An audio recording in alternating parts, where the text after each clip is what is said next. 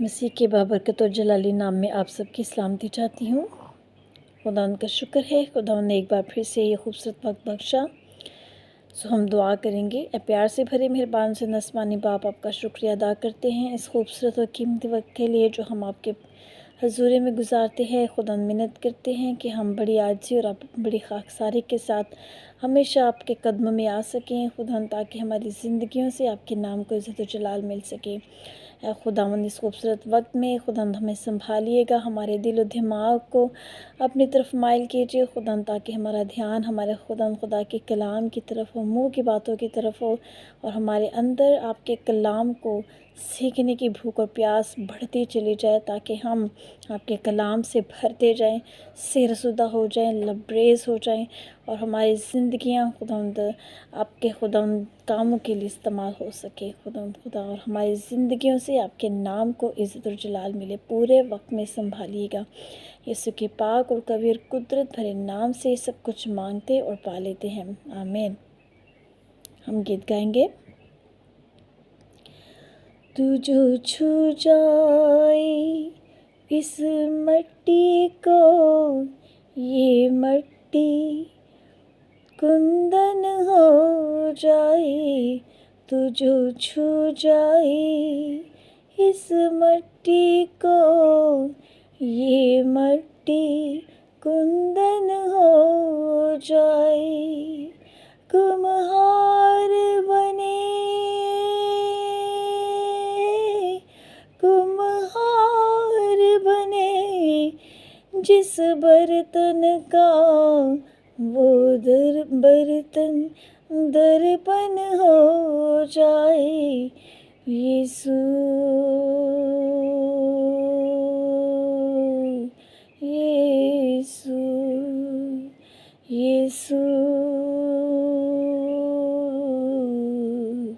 यीशु, तू जो छू जाए जिस मट्टी को, वो मट्टी कुंदन हो जाए। कुम्हार बने,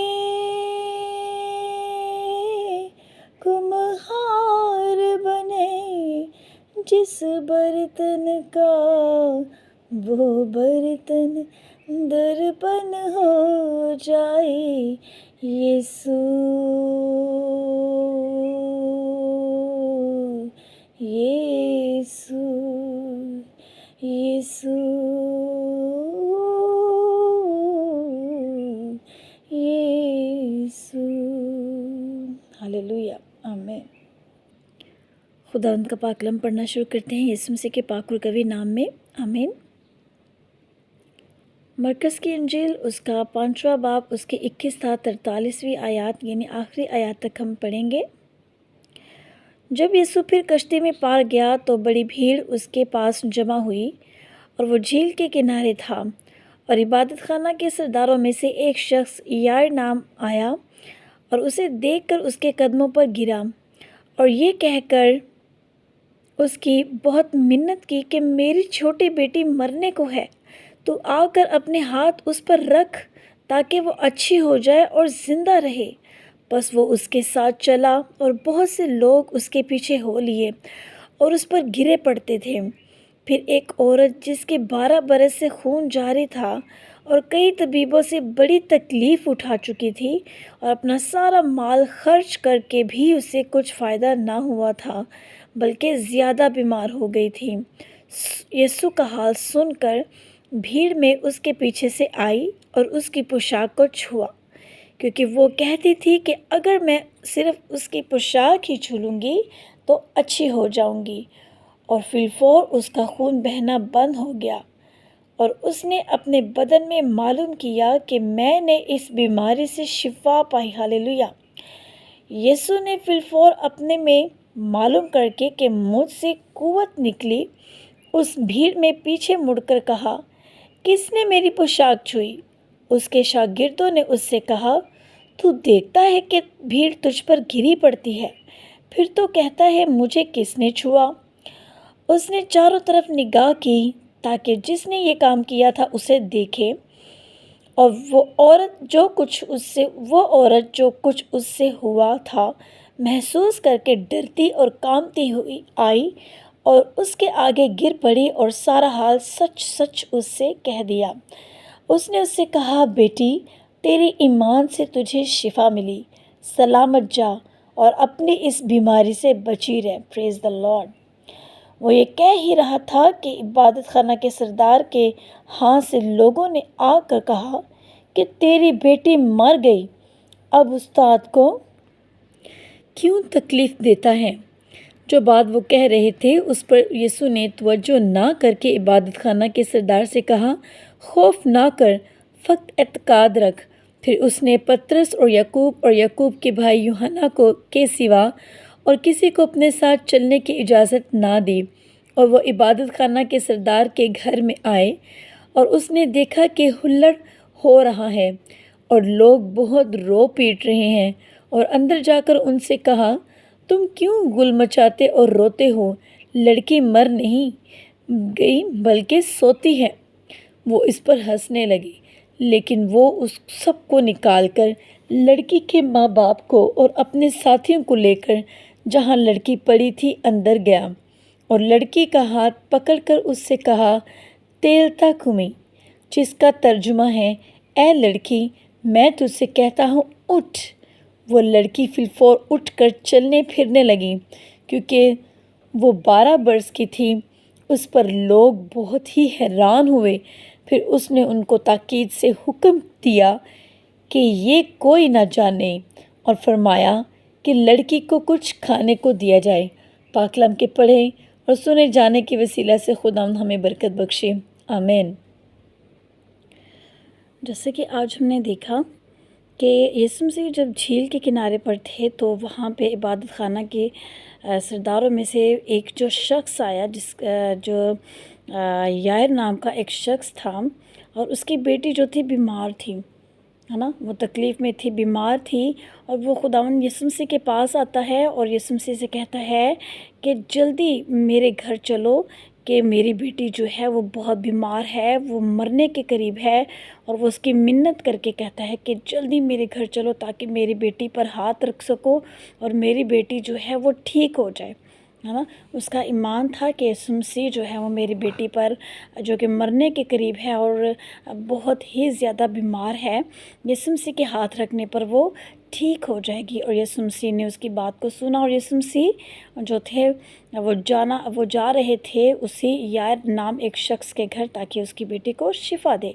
लेकिन क्या था कि रास्ते में हमने देखा कि जब यीशु मसीह जा रहे थे और भीड़ जो थी, लोग यीशु मसीह पर गिरे पड़ रहे थे और बहुत सारे लोग जो थे शिफा के लिए और मुख्तलिफ़ तरह की बीमारियों से निजात के लिए खुदावंद यीशु मसीह के पीछे पीछे जा रहे थे, कुछ खुदा के कलाम को सुनने के लिए।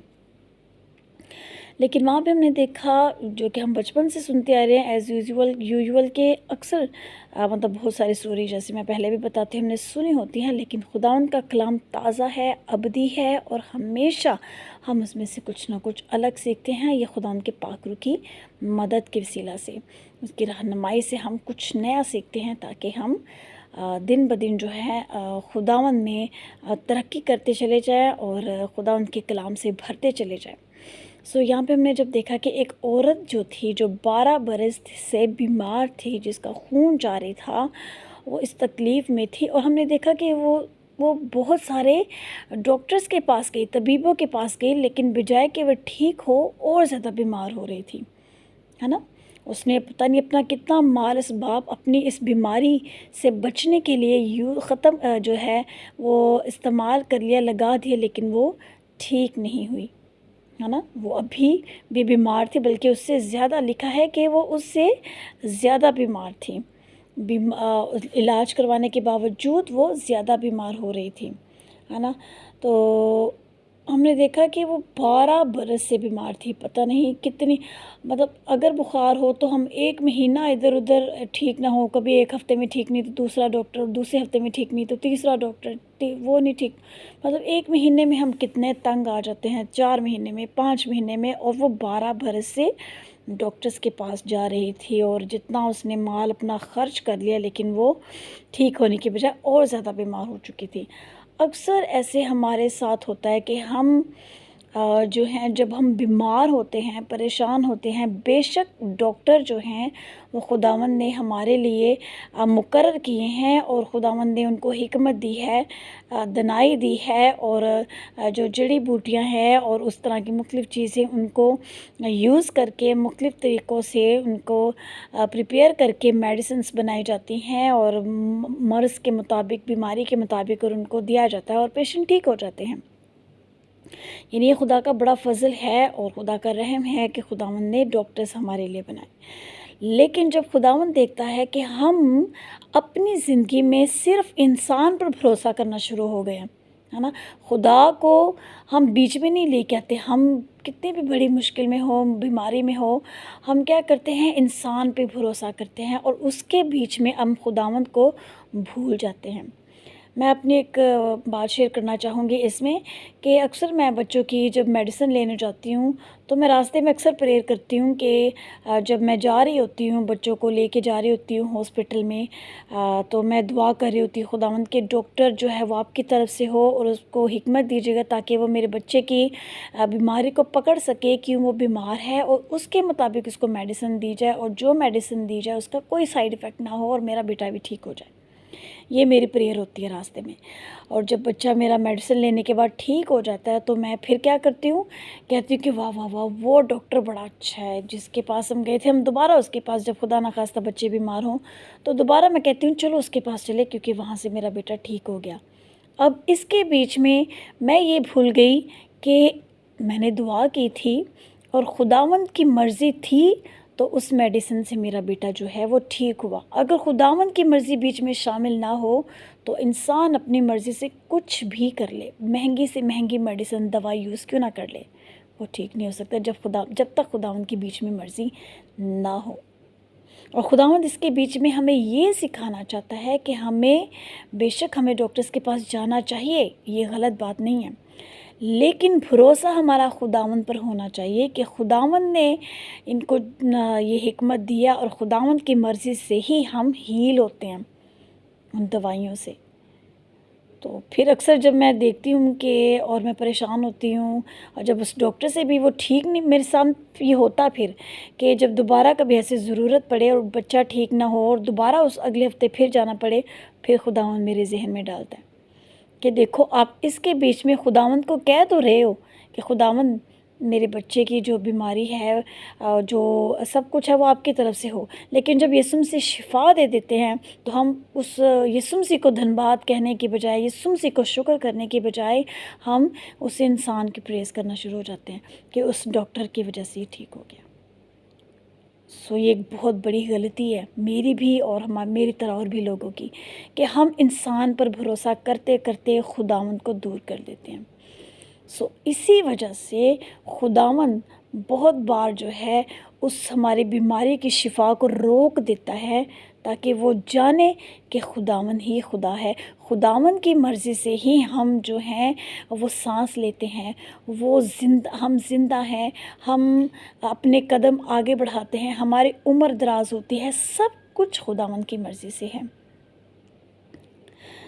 इसी बात को ज़ाहिर करने के लिए खुदावंद अपने जलाल को ज़ाहिर करने के लिए फिर उसको उस तरफ लेके आता है ताकि वो इंसान पर भरोसा ना करे, क्योंकि इंसान पर भरोसा करने से हम अब्दी ज़िंदगी से खुदावंद से दूर हो जाते हैं और आहिस्ता आहिस्ता हलाकत की तरफ जाना शुरू हो जाते हैं। इसी वजह से खुदावंद जो है बहुत सारे काम हमारे रोकता है ताकि हम खुदावंद की तरफ अपना रुख मोड़ें और अब्दी निजात को, अब्दी ज़िंदगी को शिफा के साथ साथ पा सकें। यही वजह थी यकीनन कि वो औरत जो थी वो शिफा ना पाई, उसने शिफा नहीं पाई और उसकी ज़िंदगी को तब्दील करने के लिए, उसकी ज़िंदगी में अपने जलाल को ज़ाहिर करने के लिए ये काम उसकी ज़िंदगी में हुआ। वो यीशु मसीह के पास है, उसका ईमान अब इस कदर बढ़ चुका था कि उसने इतने डॉक्टर चेक कर लिए, उसका ईमान ख़त्म हो गया। यकीनन डॉक्टर्स पर से कि इंसान पर भरोसा करना तो जो है मलाउन है, मतलब ठीक नहीं है। मुझे यीशु पर भरोसा करना है जो शिफा देता है, जो मुफ्त शिफा देता है।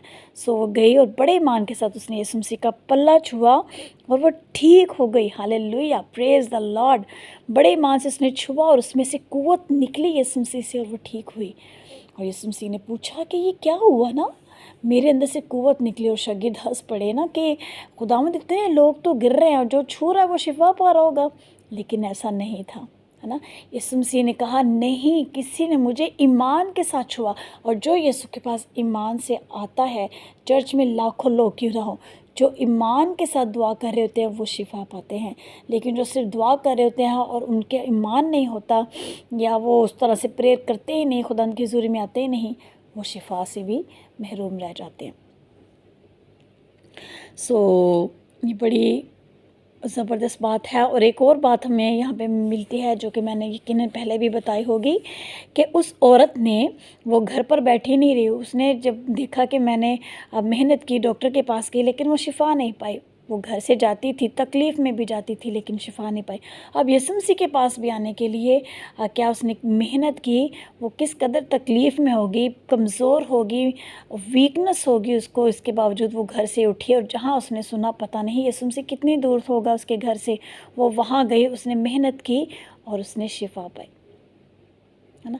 आजकल हम क्या करते हैं कि जब हम देखते हैं डॉक्टर हमारा साथ नहीं देते, हम शिफा नहीं पा रहे होते, हम मतलब थक हार जाते हैं डॉक्टर्स के पास जा जाके, तो हम यीशु मसीह के पास आते हैं और यीशु मसीह से गिला करना शुरू हो जाते हैं। यीशु मसीह देखो, मैं इतनी देर से बीमार हूँ और तूने मुझे शिफा नहीं दी, तू कहाँ है, किधर है तू, क्या तू मुझे नहीं देख रहा, क्या तू मेरी दुआ को नहीं सुन रहा, है ना। हम मेहनत नहीं करते, हम बैठे बैठाए बस यीशु मसीह से लड़ना शुरू हो जाते हैं, कुड़ना शुरू हो जाते हैं कि यीशु मसीह आपको पता नहीं चल रहा कि मैं किस कदर बीमार हूँ, तकलीफ़ में हूँ, मैं ठीक नहीं हो रहा, कहाँ हैं आप, मेरी मदद कीजिए। लेकिन हम मेहनत नहीं कर रहे, ना हम बाइबल पढ़ रहे हैं, ना हम दुआ कर रहे हैं, ना हम खुदावंद के घर में जा रहे हैं, ना हम रिफ़ाकत रखते हैं, ना हम लोगों के साथ रिफ़ाकत रखते हैं, ना खुदा के कलाम को फैला रहे, कुछ कर नहीं रहे, लेकिन खुदावंद से पूरा पूरा लेने के लिए आराम से बैठ के लाडले बन के कि बस खुदावंद हमने देखा तो बस हमें दे दो, कि बस देखा तो है ना कि खुदावंद हमें देखो और हमें दो। कि आपकी तरफ आसमान पर देखा तो है ना, कुछ किया नहीं तो करते रहे, मतलब मांगा तो है ना, दो। और ख़ुद अपनी ज़िंदगी पे हम गौर नहीं करते कि हम किस तरह की ज़िंदगी बसर कर रहे हैं, क्या खुदा के साथ चलने वाली ज़िंदगी बसर कर रहे हैं। यही वजह है कि खुदा चाहता है कि हम सीधे रास्ते पर आएँ, ताकि वो सब कुछ जो खुदा ऑलरेडी हमें पहले देना चाहता है, उससे बढ़कर देना चाहता है, वो दे।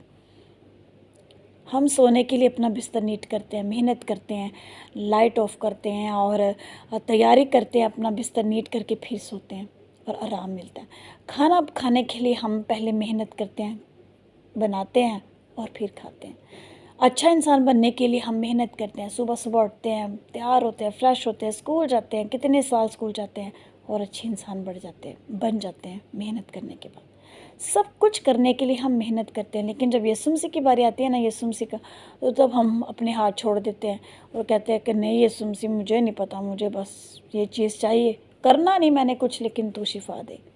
मेहनत करो तो ईमान रखो तो खुदावंद आपकी ज़िंदगी में काम करेगा। हालेलुया। आगे हमने देखा कि इस बीच में जो यायर था शख्स, जिसकी बेटी बीमार थी, वो यकीनन परेशान हो रहा होगा कि देखो मेरी बेटी मरने वाली है और यीशु मसीह क्या कर रहे हैं और मैं परेशान हो रहा हूँ, मैंने मिन्नत भी की है, मैंने पहले कहा था, और देखो यकीनन कोई ना कोई बात उसके जहन में आती होगी। हो सकता है कि परेशान हो कि खुदावंद क्या कर रहे हैं, यीशु मसीह बातें कर रहे हैं उनसे, क्यों नहीं मेरे पास आ रहे। और इतने में इस सारा माजरा होने के दौरान में क्या होता है कि किसी ने आके उसको, कोई शख्स जो है वो उसको बताता है कि उस्ताद को जो है अब परेशान ना कर, क्योंकि तेरी बेटी मर गई है ना। आपके ख्याल में क्या यीशु मसीह को ये सब कुछ पता नहीं था? यीशु मसीह उस औरत की बात कर रहे थे और यीशु मसीह के माइंड से वो यार निकल गया था। यीशु मसीह एक ही टाइम में हर एक के दिल को, हर एक की सोच को जानता है। उसको पता है कौन सा इंसान क्या कर रहा है, कौन सा इंसान किस कंडीशन में है, कौन क्या चाहता है, कौन कैसा है, किसकी ज़िंदगी कैसी है। हर इंसान के दिल और दिमाग से, उसकी सोच से वो वाकिफ़ है। यीशु मसीह को पता था कि एक यार शख्स भी है जिसने मुझसे मिन्नत की है कि मैं उसकी बेटी को शिफा दूँ। यकीनन यीशु मसीह के अंदर कोई प्लान चल रहा होगा, है ना। ये हम नहीं जानते, लेकिन खुदावंद अपना बड़ा काम उसकी ज़िंदगी में करना चाहता है, ताकि ज़िंदगियाँ भी तब्दील हो। है ना। और जब उसकी बेटी मर गई और खुदावन यकीनन ये चाहते होंगे कि उसकी ज़िंदगी में और बड़ा काम हो, वो और बड़े काम को देखे कि खुदावन क्या कर सकता है। ना सिर्फ बीमारों को शिफा दे सकता है, वो मुर्दों को ज़िंदा करने वाला खुदा है। और जब मुर्दों को ज़िंदा करता है तो दिल ज़िंदा हो जाते हैं इंसानों के, वो जान जाते हैं कि खुदावंद ही खुदा है। और सबसे बड़ा काम ही यही है जब हम दिलों को ज़िंदा कर लेते हैं यीशु के नाम में, है ना। जब यीशु मसीह उनके घर जाते हैं, यीशु उसको कहते हैं कि मतलब परेशान नहीं होना, उसको तसल्ली देते हैं और उसको अपने 3 शागिर्दों को साथ लेते हैं और यायर को और उसकी माँ को साथ लेके जब उस घर में वो पहुंचता है यीशु मसीह, तो और सारे लोगों को यीशु मसीह कहता है कि मत रो, है ना, क्योंकि वो मरी नहीं बल्कि सोती है। और लोग हंसने लगे, है ना। देखो आजकल के लोग ऐसे ही हैं, मोहब्बत इंसान के अंदर उस तौर से कुछ होंगे इंसान जो मोहब्बत भी रखते हैं, लेकिन बहुत सारे ऐसे भी होते हैं जो सिर्फ ड्रामा करते हैं और बस इस तरह की चीज़ें। ये कहने के बजाय कि अच्छा वो सोई सोई है, मतलब क्या होने वाला है, क्यों ऐसे यीशु मसीह ने कहा, वो हंसना शुरू हो गए, है ना। लेकिन यीशु मसीह जब अंदर गए और उसकी बेटी को यीशु मसीह ने कहा कि जब वो मरी हुई पड़ी थी यीशु मसीह के सामने और उसके पेरेंट्स थे, यकीनन उनके दिल में ख्याल आता होगा कि अब तो मर चुकी है, पता नहीं अब ये ठीक होगी भी कि नहीं, है ना। लेकिन एक बड़ा काम यीशु यायर की ज़िंदगी में और उनके ख़ानदान की ज़िंदगी में करना चाहता था ताकि उनकी रूहें भी बचें, वो देखे कि खुदावंद ही खुदा है, खुदावंद सब कुछ कर सकता है। जब यीशु मसीह ने उस बेटी को उठाया, यायर की बेटी को, और कहा बेटी उठ, तो वो फ़ौरन उठी, है ना। और वो सब हैरान हो गए कि ये सब क्या है, ये कौन है। यकीनन पता नहीं कितने सवाल उनके अंदर आए होंगे और कितनों ने यीशु मसीह को उसके इस काम के सिले से कबूल कर लिया होगा कि सच में खुदावंद ही खुदा है। खुदावंद इसीलिए बहुत सारे काम जो हैं वो हमारे रुकते हैं ताकि वो हमारी ज़िंदगियों में अपने जलाल को ज़ाहिर करे और हम अब्दी हलाकत से निकलकर अब्दी ज़िंदगी में अपने कदम रखें, बढ़ाएं और जाने कि खुदावंद ही खुदा है। इंसान पर भरोसा करने की बजाय खुदावंद पर भरोसा करें, उस पर ईमान रखें और ईमान रखने के साथ साथ मेहनत करें, इंतज़ार करें खुदावंद की ब्लेसिंग का, खुदावंद के कामों का, खुदावंद के प्लान का हमारे ज़िंदगी में पूरे होने के लिए। खुदावंद हमें इस कलाम पर अमल करने की तौफीक दे और इस पर गौर करने की तौफीक दे और दूसरों तक पहुंचाने की भी तौफीक दे, यीशु के नाम में। यस, आमीन। हम दुआ करेंगे। प्यार से बड़े मेहरबान से आसमानी बाप, आपका शुक्रिया अदा करते हैं, आपके नाम की तमजीद करते हैं, आपको धन्यवाद कहते हैं इस खूबसूरत और ज़िंदा किताब मुक़द्दस और कलाम के लिए खुदा जो आपने हमें दिया। Hallelujah, thank you Jesus, praise the Lord कि आप कितने बड़े बड़े काम करते हैं और आप बताते हैं कि आप हमसे कितनी मोहब्बत करते हैं। वो मोहब्बत खुदावंद जो सब मोहब्बत से अफसल है। दुनिया की मोहब्बत आपकी मोहब्बत के सामने कुछ भी नहीं खुदावंद। हम दुनिया से नहीं अपने खुदावंद खुदा से प्यार करें, दुनिया की ख्वाहिशात से नहीं अपने खुदावंद खुदा की मर्ज़ी से प्यार करें। जो खुदावंद की मर्ज़ी है, जो खुदावंद की ख्वाहिश है वो हमारी ख्वाहिश बन जाए, जो खुदावंद की आदत है वो हमारी आदत बन जाए। खुदावंद हमें ऐसा बना दीजिए, हमारी ख्वाहिशात, हमारी आदतें आपकी मर्ज़ी के मुताबिक हो जाएं। खुदावंद हमारा ईमान स्ट्रॉन्ग कर दीजिए, हमें मेहनत करना सिखाइए, आपके कलाम पर गौर करना सिखाइए, हमें ध्यान देना सिखाइए, हम इसको भूले नहीं। ऐ मेरे बाप, जितना कलाम का बीज आपके लोगों के अंदर बोया गया है, मेरे दिल में बोया गया है अपने पाक रूह के वसीला से, वो 100 गुना फल लाए। अब प्लीज़ यीशु के नाम में हम सब के दिलों से आपके कलाम को कभी छीनने ना पाए, ना हमारी नस्लों से, ताकि हम आपके कलाम से सिरसुदा हो सके और 100 गुना फल लाएँ और ज़िंदगियाँ आपके कलाम से सैराब की जाए। यीशु के नाम से सब कुछ मांगते और पा लेते हैं, आमीन। God bless you all. खुदा आप सबके साथ हो।